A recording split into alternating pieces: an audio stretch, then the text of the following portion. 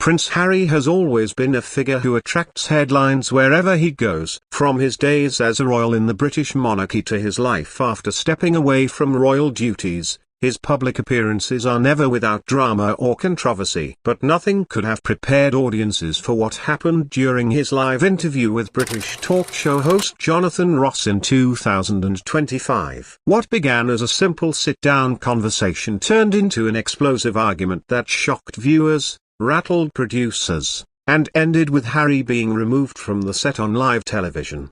The evening had been marketed as a major television event. Jonathan Ross, known for his witty humor and sharp interviewing style, had secured an exclusive interview with Prince Harry to discuss his latest projects, his personal life, and his ongoing relationship with both the British royal family and the public. Advertisements promised an honest and revealing discussion, but no one expected it to veer into open hostility. When Harry walked on stage, the audience gave him a warm round of applause. Dressed casually but smartly, he seemed confident and calm, smiling as he shook Jonathan's hand and took his seat. The first few minutes of the interview were light-hearted. They joked about Harry's accent, his life in California, and his experiences as a father. The audience laughed, and the mood seemed relaxed. But then Jonathan shifted gears. With a knowing look, he asked Harry a question that was bound to stir tension. "You've often spoken about wanting privacy,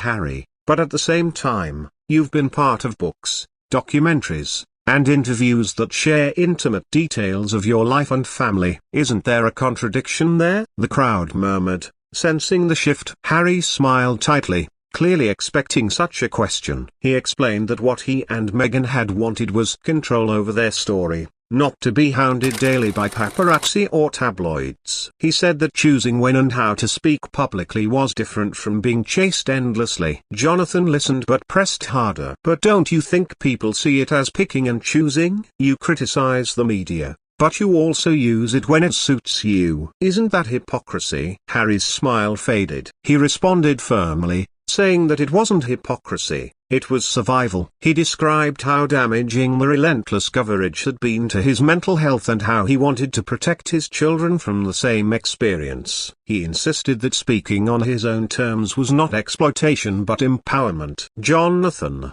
leaning back in his chair, delivered a sharp retort. "Some people would argue that you're not protecting your family from the spotlight, you're keeping them in a tar just under your own rules. Does that make you any different from the tabloids you criticize?" The audience gasped slightly at the boldness of the question. Harry shifted uncomfortably. He accused Jonathan of reducing his struggles to cheap soundbites and said that such framing ignored the serious issues he had raised about racism, neglect, and institutional failure within the monarchy.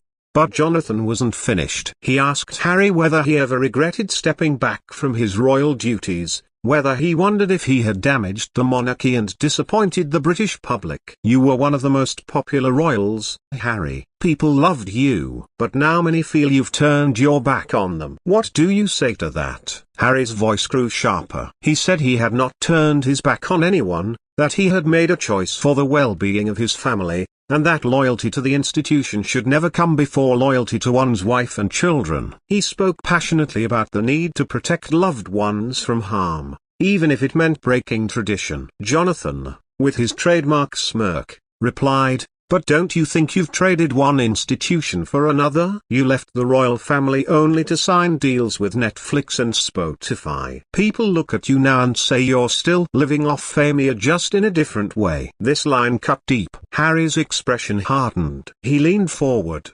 saying Jonathan was parroting tabloid narratives and ignoring the substance of his work. He pointed out his charitable foundations, his work on mental health, and his advocacy for veterans. He said his life was about more than money and media. Jonathan didn't let up. He quipped, "Yes, but if you strip away the royal title and the celebrity, would people still care? Or are you just another Hollywood figure trying to stay relevant?" The studio audience reacted audibly, gasps,